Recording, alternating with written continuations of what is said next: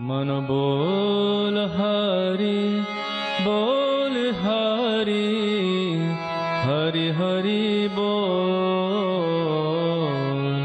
गोविंद माधव गोपाल बोल।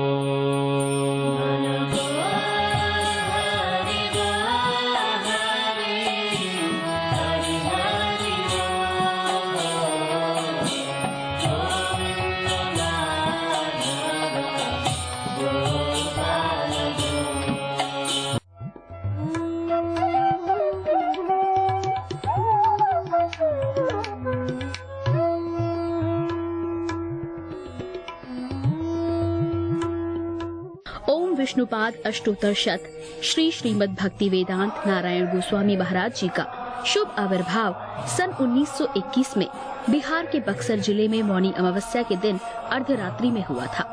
प्रारंभ से ही इनकी धर्म में रुचि थी। बचपन में ही उन्होंने गीता, रामायण आदि का अध्ययन किया था। संसार से अत्यंत तीव्र वैराग्य होने के कारण 25 वर्ष की आयु में ही वे गृहस्थ जीवन त्याग कर मठ में निवास करने लगे। सन 1946 में उन्होंने नित्य लीला प्रविष्ट ओम विष्णुपाद श्री श्रीमद् भक्ति प्रज्ञान केशव गोस्वामी महाराज जी से विधिवत दीक्षा प्राप्त की तथा सन 1954 में संन्यास ग्रहण किया। मथुरा में निवास करते हुए अपने गुरु की आज्ञा तथा कृपा से अनेक ग्रंथों का हिंदी भाषा में अनुवाद किया है। इनके प्रमुख ग्रंथ हैं श्रीमद् भगवद गीता, गीत गोविंद, जैव धर्म, वेणु गीत, भजन रहस्य, ब्रजमंडल परिक्रमा, श्री श्री वृहद भागवतामृतम। इन सभी ग्रंथों का English, Spanish, Dutch, French, German, Russian, Italian, Portuguese, Chinese आदि विश्व की अनेक भाषाओं में अनुवाद हो रहा है। लगभग पिछले 60 वर्षों से श्रील भक्ति वेदांत नारायण गोस्वामी जी महाराज ने भारत एवं विश्व के सभी प्रमुख देशों में शुद्ध भक्ति का प्रचार किया, अर्थात भक्ति योग की शिक्षा प्रदान की। श्रील गुरुदेव के भक्ति प्रचार कार्य से प्रोत्साहित होकर अमेरिका के ह्यूस्टन के मेयर द्वारा श्रीमान लीपी ब्राउन ने 31 मई सन 2003 को इन्हें ऑर्डिनरी सिटीजनशिप एवं गुडविल एम्बेसडर के सम्मान से विभूषित किया। सन 2003 में ध्वजाचार्य पीठ तथा विश्व धर्म संसद ने श्रील गुरुदेव को कृष्ण भक्ति, विश्व भर में सनातन धर्म के प्रचार प्रसार तथा ब्रजमंडल के संरक्षण एवं पुनरुद्धार हेतु अनेक अथक प्रयासों के लिए योगाचार्य की उपाधि से सम्मानित किया। इस प्रकार संपूर्ण विश्व में प्रेम धर्म का प्रचार प्रसार करते हुए श्रील भक्ति वेदांत नारायण गोस्वामी जी महाराज ने 29 दिसंबर 2010 को श्री जगन्नाथपुरी में अपनी भौम लीला को संवरण किया। वे अपनी दिव्य शिक्षाओं में और अपने निष्कपट आश्रित जनों के हृदय में सर्वदा विराजमान हैं। सबसे पहले मैं अपने गुरुदेव नित्य लीला प्रविष्ट ओम विष्णुपाद अष्टोत्तर शत परिवर्जकाचार्य श्री श्रीमद् भक्ति वेदांत नारायण गोस्वामी महाराज जी के चरणों में प्रणाम करता हूँ। नित्य लीला प्रविष्ट ओम विष्णुपाद अष्टोत्तर शत परिवर्जकाचार्य श्री श्रीमद् भक्ति वेदांत स्वामी श्रीला प्रभुपाद के चरणों में प्रणाम करता हूँ। अपने परम गुरुदेव नित्य लीला प्रविष्ट ओम विष्णुपाद अष्टोत्तर शत परिवर्जकाचार्य श्री श्रीमद् भक्ति प्रज्ञान केशव गोस्वामी महाराज जी के चरणों में प्रणाम करता हूँ। आप सब भक्तों का, श्रोताओं का, दर्शकों का इस कार्यक्रम में स्वागत है। जैसा कि हम चर्चा करते आ रहे हैं, एक श्लोक जिसके ऊपर हम पिछले हफ्ते भी चर्चा करी थी, वो श्लोक ऐसे था जो उपदेशामृत का 10वां श्लोक है, जो रूप गोस्वामी ने ये उपदेशामृत हमें दिया। भक्ति में आगे बढ़ने के लिए इस ग्रंथ को अनुशीलन करना, अर्थात इसको पढ़ के अपने जीवन में रखना, फॉलो करना, अगर किसी ने भक्ति में आगे बढ़ना है। तो आज हम उसी श्लोक को दोबारा करके रूप गोस्वामी इस श्लोक में क्या कहना चाहते हैं, हम इसको संक्षिप्त में बताएंगे। वैकुंठज जानितो वरा, वैकुंठज जानितो वरा मधुपुरी तत्रापि रास उत्सवद वृंदारण्यम उदरपानी रमना तत्रापि गोवर्धना राधा कुंडम गोकुल पते प्रेमामृत प्लावनात् कुर्यद अस्य विराजितो सेवम विवेकी ना कहा। ये लगभग आखिरी श्लोक है, इसके बाद एक और श्लोक होगा। इसीलिए अब ये श्लोक आम जनता या आम व्यक्ति के लिए नहीं है, लेकिन जो भक्ति में सच में ही गंभीर हैं उनके लिए श्लोक दिया गया है। उन्होंने कहा वैकुंठ से ऊपर क्या है? मधुपुरी। मधुपुरी मतलब मथुरा। वैकुंठज जानितो वरा, वरा मतलब ऊपर, मधुपुरी मथुरा है। तत्रापि रमनाथ वैकुंठ जानितो वरा मधुपुरी तत्रापि रास उत्सवद वृंदारण्यम। कहते भाई मथुरा से ऊपर है वृंदावन। क्यों? उसमें रास हुआ। मथुरा वैकुंठ से ऊपर है क्योंकि मथुरा में भगवान का जन्म हुआ, वैकुंठ में नहीं है ऐसी लीलाएं। तो कहते हैं मथुरा में भी ऐसी कई लीलाएं नहीं हैं जो वृंदावन में हैं। क्या मथुरा में रास हुआ?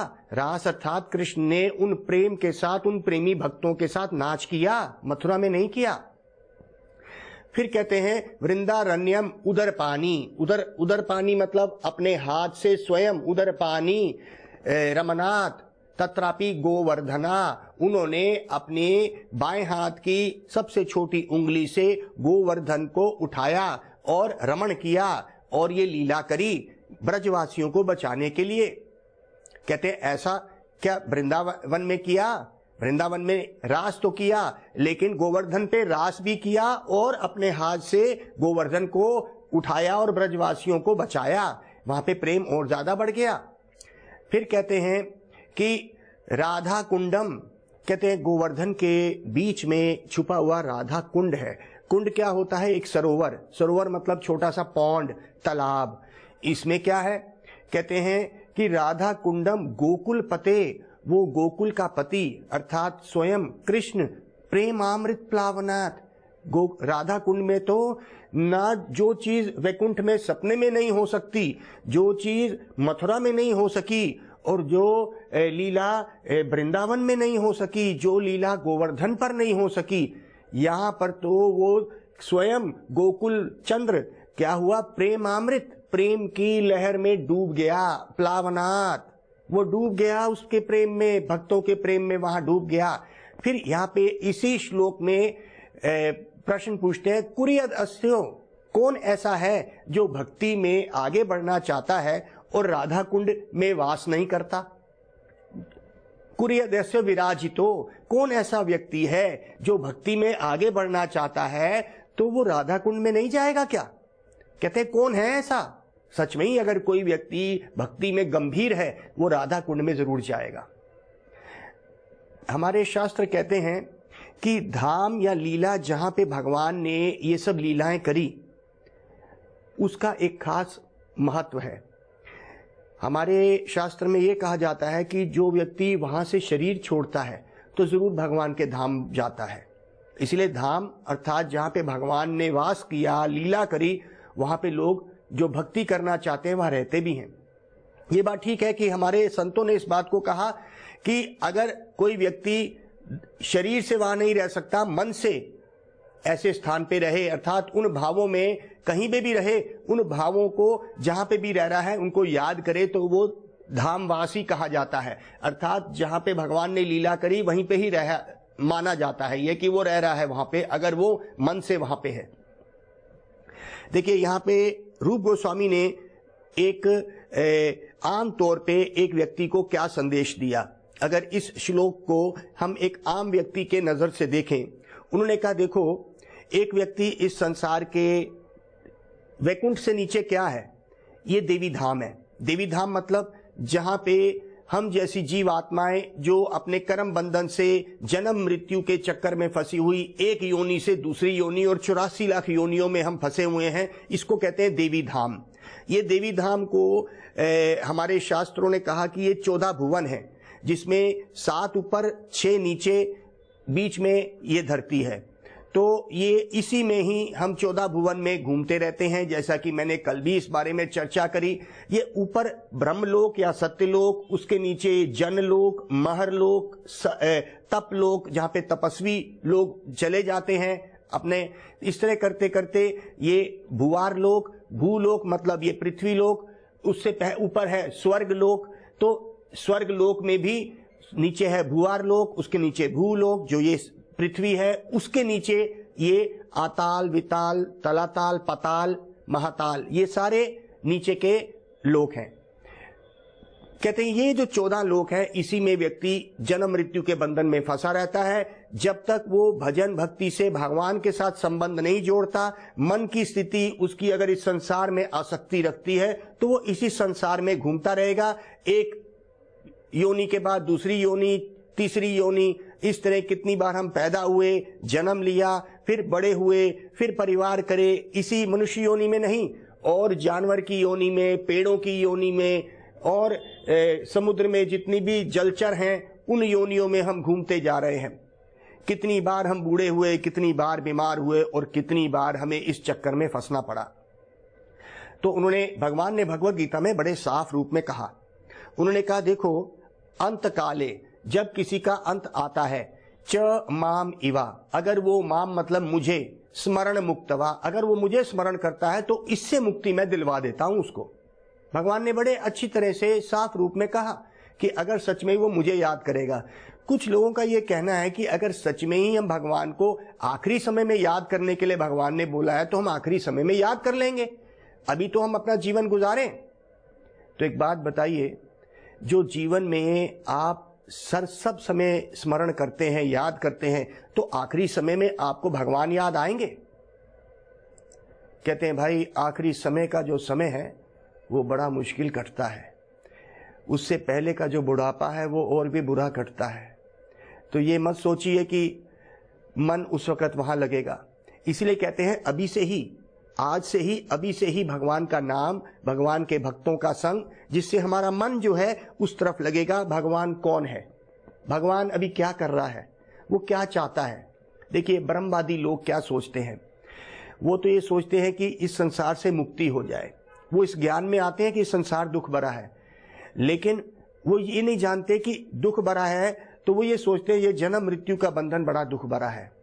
तो वो क्या करते हैं, अपनी योग सिद्धियों से कहाँ तक पहुंचते हैं, ब्रह्म ज्योत, अर्थात भगवान का शरीर से निकली हुई ज्योत, रोशनी, उसी में ही लीन हो जाना चाहते हैं वो। तो ये जो ब्रह्म ज्योत है वैकुंठ से नीचे है। वैकुंठ से नीचे सदाशिव लोक है। सदाशिव लोक से नीचे क्या है, आप ये देख लीजिए, ब्रह्म ज्योत है। ब्रह्म ज्योत से नीचे भगवान करण दक्षाई विष्णु उस करण सागर में लेटे हुए हैं, और ब्रह्मांड के ब्रह्मांड उनके सांस से निकले जा रहे हैं, जिसमें धरती और ये 14 भुवन निकले जा रहे हैं। तो जब भगवान सांस बाहर निकालते हैं तो कहते हैं ये धरती प्रकट हो जाती है। ऐसी हजारों लाखों धरतियां और ब्रह्मांड पैदा हो जाते हैं, और प्रलय के समय में वही विष्णु जब सांस अंदर लेते हैं तो प्रलय हो जाती है। कहते हैं जीव इस संसार, तब क्या जब प्रलय होती है तो जितने भी जीव वैकुंठ में नहीं जा सकते वापस, वो एक ऐसी अवस्था में, सोने की अवस्था में चले जाते हैं जब तक नई सृष्टि नहीं होती। तो ये तो हमारा आवागमन का चक्कर इस संसार का है। हमारे स्वामी जी एक कथा सुनाते थे, कहते भाई ये आवागमन का चक्कर छूटेगा कैसे। कहते एक व्यक्ति एक सुरंग में फंस गया। उस सुरंग में, वो काली सुरंग है, उसमें कोई रोशनी नहीं है, उसको एक डंडा पकड़ा दिया गया। अब उसको दिख कुछ नहीं रहा। तब उसको कहा कि देखो ये सुरंग में तुम घुस गए हो, इसमें 84 दरवाजे हैं, और कौन सा दरवाजा खुला है पता नहीं है, लेकिन अगर उस दरवाजे से आप पार कर जाओगे, खुले हुए दरवाजे से, तो आप निकल जाओगे, नहीं तो अंदर फंसे रहोगे। तो ये सुरंग जो है गोल घूम के वापस उसी जगह पे आ जाती है। तो एक व्यक्ति जो है वो अंदर चला गया, और अब एक हाथ में उसके डंडा है, वो भी डंडे से हाथ लगा रहा है, दूसरे हाथ से वो क्या कर रहा है, दीवार पे हाथ लगा रहा है कि दरवाजा कहाँ है। देखता है दरवाजा आ गया, लेकिन वो बंद है। जोर से हाथ लगाता है लेकिन वो बंद है, फिर आगे चलता है। कहते हैं ऐसे कई दरवाजे निकलते हैं, अचानक उसको सिर पे खुजली होती है। तो क्या करता है वो, और उसको कहा गया है कि तू रुक नहीं सकता कहीं, तेरे को चलते जाना है। तो वो चलते जा रहा है, क्योंकि एक योनि से दूसरी योनि पे एक व्यक्ति को चलना है। तो कह रहे हैं कि वो व्यक्ति को खुजली हुई, इतनी देर में वो दरवाजा जो खुला हुआ था वो पार हो गया, जितनी देर में वो खुजली कर रहा था। फिर वो अगले दरवाजे पे चला गया। इस तरह करते करते वो पूरा चक्कर घूम लिया, लेकिन उसको दरवाजा नहीं मिला, क्योंकि जिस वक्त वो दरवाजा खुला हुआ जहां पे था उसको सिर पे खुजली हो गई। वो कहने का मतलब स्वामी जी का ये था, जो प्रभुपाद ने कहा, संतों ने कहा इसको, कहते हैं भाई ये खुजली क्या है और ये खुला दरवाजा क्या है। ये खुला दरवाजा मनुष्य योनि है, जिसमें हम इस संसार के जन्म मृत्यु के बंधन से बच के बाहर निकल सकते हैं भगवान को याद करके। ये खुला दरवाजा वो है। ये खुजली क्या है? ये खुजली है इस शरीर की भोग विलास, जिससे हम आकर्षित हो जाते हैं। आंख से अच्छी चीज देखना चाहते हैं, नाक से अच्छा खुशबू सूंघना चाहते हैं, आंख से इस संसार की रंगरिया देखना चाहते हैं, जीभ से कुछ भी खाना चाहते हैं, बिना भेदभाव के खाना चाहते हैं, हमें कोई ना रोक टोके। हम इससे कि मीट मच्छी शराब कुछ भी लेना चाहते हैं, इस नशे में घूमना चाहते हैं। तो कहते हैं ये वो खुजली है। हम मनुष्य जीवन में भी आके अगर वही भोग विलास में पड़े रहे जो जानवर योनि में है, तो हमें मौका नहीं मिलेगा। उस तरह से जैसे खुजली हो गई, हम उस दरवाजे को भूल निकल जाएंगे और उसमें से नहीं निकल पाएंगे, हम सुरंग में फंसे रहेंगे। ये एक का संसार का जो सुरंग बनी हुई है, एक योनि से दूसरे योनि में जाने की, बचने का तरीका मनुष्य योनि था। तो यहाँ पे रूप गोस्वामी ने इस श्लोक को लिया, उसमें उन्होंने कहा वैकुंठज, भाई जानो कि जो मान लो कि इस सुरंग से बाहर निकल गए, उनको खुजली नहीं हुई, या उन्होंने अपनी जितनी भी इस इंद्रियों की जितने भी बल थे उसको रोक लिया और अपने मन से कार्य किया कि भाई एक ऐसा दरवाजा जहां से हम बचने से मौका है, कहीं हम उसको भूल ना जाएं, तो वो उस खुजली में नहीं रहे, उस दरवाजे से बाहर निकल गए।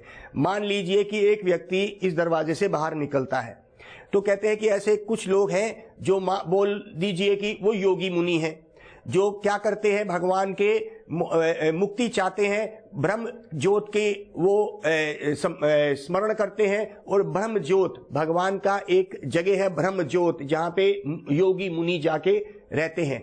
जैसे कि मैंने बताया, ये मुक्ति जो है, ये ब्रह्म ज्योत, जिसमें क्या होता है, जन्म मृत्यु बुढ़ापा बीमारी तो नहीं है, लेकिन यहाँ पे कोई ऐसा कार्य भी नहीं है जो एक व्यक्ति वहां पे रुके। मान लीजिए आपको इस कमरे में हमने रख दिया और आपको बोले भी इसमें कार्य कोई नहीं है, आप बैठे रहेंगे, आपको बुढ़ापा बीमारी और मृत्यु नहीं आएगा। कब तक आप बैठेंगे? कुछ समय के लिए तो आप शांत हो जाएंगे कि हाँ ये सब नहीं आ रहा, लेकिन उसके बाद आप सच में बोर हो जाएंगे या आपकी इच्छा करेगी कोई कार्य करने की। उसी तरह से हमारे शास्त्र कहते हैं कि जो मुक्तिवादी लोग होते हैं, जो ब्रह्म ज्योत तक को प्राप्त तो कर लेते हैं, लेकिन उसके आगे नहीं जा सकते, उनको वापस आना पड़ता है कई सालों के बाद। जब वो वापस इस धरती पे आएंगे, फिर उन्हें फिर वही जन्म मृत्यु का बंधन सहना पड़ेगा और फिर वापस, अगर उनको वैकुंठ प्राप्त हुआ। वैकुंठ कैसे प्राप्त होता है? तो उन्होंने कहा कि देखो, भगवान के धाम है वैकुंठ। वैकुंठ, बिना कुंठ मतलब मुश्किल। इस संसार की सबसे बड़ी मुश्किल क्या है? कुछ लोग कहेंगे अरे मेरे बेटे की नौकरी लग जाए, मेरा बेटा बाहर पढ़ने चले जाए, मेरे बेटे की बाहर अच्छी नौकरी लगे, ये उन लोगों की मुश्किलें हैं। ये बात ठीक है, लेकिन सबसे बड़ी मुश्किल क्या है? सबसे बड़ी मुश्किल क्या है?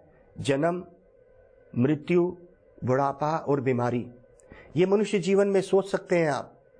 इसको अगर आप भूल गए, मनुष्य जीवन का उद्देश्य क्या था, हम भूल गए, फिर हमारा ये चक्कर फिर से शुरू हो जाएगा। जन्म मृत्यु बुढ़ापा बीमारी। भगवान ने कहा कि तूने जो मैंने तेरे को कितना कुछ दिया, तूने मुझे कितना याद किया, और जो याद किया, कितना याद किया कि क्या तेरा मन मेरे में लगा? हम कितना भगवान को जानते हैं। तो कहते हैं कि वैकुंठ तक जो पहुंच गए, अर्थात लक्ष्मी नारायण वहां पे हैं। हर वैकुंठ के अंदर भगवान है नारायण के रूप में, अयोध्या में भगवान है राम के रूप में, और कई वैकुंठ धाम और भी हैं जिसमें भगवान वामन रूप में है, नरसिंह रूप में है, अपने कई अवतारों के रूप में है, जिसको कहते हैं विस्तार। तो कृष्णस्तु भगवान स्वयं, जो सब भगवानों के भगवान वो है स्वयं कृष्ण। और वो गोलोक वृंदावन में रहते हैं। गोलोक वृंदावन से नीचे आता है कौन सा धाम? वो धाम आता है मथुरा। मथुरा से नीचे आता है द्वारका। द्वारका के नीचे आता है अयोध्या। अयोध्या के नीचे आता है सदाशिव लोक। सदाशिव लोक के नीचे आता है ये ब्रह्मज्योत जिसकी हमने बात करी थी। मुक्तिवादी लोग वहां तक चले जाते हैं। हमारे रघुनाथ दास गोस्वामी क्या कहते हैं? कृष्ण भक्त कहां जाना चाहता है? कहते हैं वो तो वैकुंठ भी नहीं जाना चाहता, वो तो लक्ष्मी नारायण के पास भी नहीं जाना चाहता। तो कहते भाई लक्ष्मी नारायण और कृष्ण में कोई अंतर है?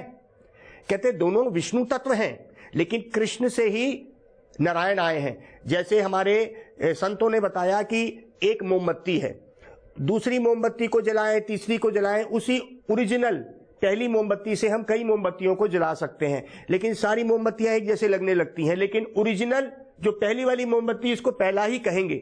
उसी तरह से कृष्ण के विस्तार नारायण भी है, कृष्ण के आगे विस्तार लीला विस्तार में राम, नरसिंह, वामन, तो ये भगवान के विस्तार हैं।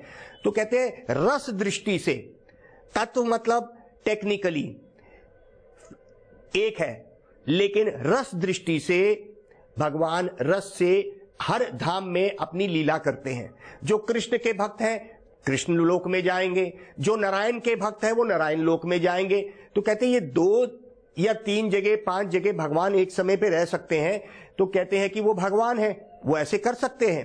तो जो भक्त ऐश्वर्यमय होते हैं, भगवान को नमस्कार करके उनका भगवत्ता, उनके ऐश्वर्य को मानते हैं, वो नारायण लोक में चले जाएंगे। लेकिन कहते हैं जो भक्त लोग भगवान से थोड़ा और प्रेम करते हैं तो वो अयोध्या तक भी चले जाते हैं। लेकिन जो सच में ही भगवान से और प्रेम करना चाहते हैं, जैसे जब राम जी दंडकारण्य के जंगल से निकल रहे थे, सीता और लक्ष्मण जी भी साथ में थे, वहां पे कई ऐसे योगी मुनि भगवान को देख के, भगवान राम को देख के उनसे आकर्षित हो गए। उनकी इच्छा थी जैसे सीता उनकी सेवा कर रही है वैसे ही हम करें। तो कहते वो फिर अगले जन्म में गोपी बन के आए। ऐसी कुछ गोपियां बने जो कृष्ण लोक में, राम जी जब कृष्ण हो गए, अर्थात वही कृष्ण जब राम बने थे, तो लीला जब विस्तार होती है, प्रेम का जब विस्तार होता है, बढ़ता है, तो उसकी सीमाएं और बढ़ने लगती हैं। तो कहते हैं वो पहुंचते हैं कहां तक? गोलोक वृंदावन या ब्रज तक, जिसको कहते हैं वो है कृष्ण लोक। हमारे रघुनाथ दास गोस्वामी क्या कहते हैं? असद वार्ता वेश्या विसर्जा मति सर्वस्व हरणी, कथा मुक्ति व्यग्रहा सर्व आत्मगिलनी, अपि त्यक्तवा लक्ष्मीपति वितो व्योम नयनी, ब्रजे राधा कृष्ण स्वरति मने द्यो भज मना। क्या मतलब है? रघुनाथ दास गोस्वामी मन शिक्षा में क्या कह रहे हैं? कहते हैं हे मेरे प्यारे मन, तू इस संसार की असत वार्ता, अर्थात इस संसारिक बातों को छोड़ दे। मेरे प्यारे मन, तू कहां फंसा हुआ है? इसको छोड़। असद वार्ता वेश्या, ये वेश्या के समान है। एक व्यक्ति जब वेश्या के पास जाता है तो उसका सब कुछ हर लेती है, उसके जेब के पैसे, उसका अगर उसके परिवार वालों को पता चल जाए कि वो ऐसे गया है तो उसकी इज्जत चली जाती है, परिवार की इज्जत चली जाती है, सब कुछ लुट जाता है। तो कहते हैं ये जो जीवा है ये वैश्या की तरह जब इस संसारिक बातें करती है तो एक व्यक्ति को भ्रमित कर देती है, भुला देती है कि वो कौन है। कहते हैं मेरे प्यारे मन, तू इसको छोड़। अपि असदवार्ता वेश्या विसर्जा मति सर्वस्व हारिणी, कथा मुक्ति व्यग्रहा सर्व आत्मगिलनी। कहते हैं भाई तू मुक्ति का भी बातें बंद कर दे, इस संसार से मुक्ति चाहिए, ये भी बातें मेरे प्यारे मन छोड़ दे, मुक्ति भी मत मांग भगवान से। भक्त कहता है प्रभु मुझे मुक्ति भी नहीं चाहिए, मुझे इस संसार में जन्म दे दे, जन्म मृत्यु के बंधन में भी डाल दे, लेकिन भक्त के घर में जन्म दे, भक्त का संग दे दे, जिससे कि मेरा भगवान की वार्ता, भगवान की कथा मैं सुनता रहूं, भगवान का कीर्तन सुनता रहूं। तो जो भक्त होते हैं वो मुक्ति भी नहीं मांगते। तो कहते हैं अपि त्यक्तवा लक्ष्मीपति वितो व्योम नयनी, अपि त्यक्तवा, त्याग दे लक्ष्मीपति। लक्ष्मीपति कौन? नारायण की सेवा भी छोड़, क्योंकि वहां पे ऐश्वर्य है, प्रेम कम है। तो जो नारायण लोक में चले जाते हैं, लक्ष्मी नारायण के लोक में, वहां पे एक बात बताइए, क्या नारायण ने कभी मटके में से मक्खन चुराया है? नारायण के पिता कौन है? नारायण का कोई पिता नहीं, भगवान का कोई पिता नहीं है। लेकिन जब भगवान रस में डूबना चाहते हैं तो वो कृष्ण होते हैं। उनका पिता भी है नंद बाबा, उनकी मैया है यशोदा, और जब कृष्ण भूखे बनते हैं तो क्या करते हैं, यशोदा माँ बांध देती है, क्योंकि वो मटकी फोड़ देते हैं और दूसरे घरों में जाके भी मटकी फोड़ते हैं, लड्डू चुरा लेते हैं। क्या मतलब है इसका?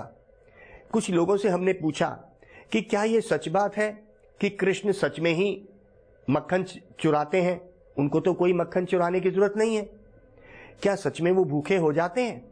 तो कुछ लोगों का कहना है हाँ, वो भूखे नहीं होते, वो यशोदा माँ और नंद बाबा को ऐसे दिखाते हैं कि हम भूखे हैं।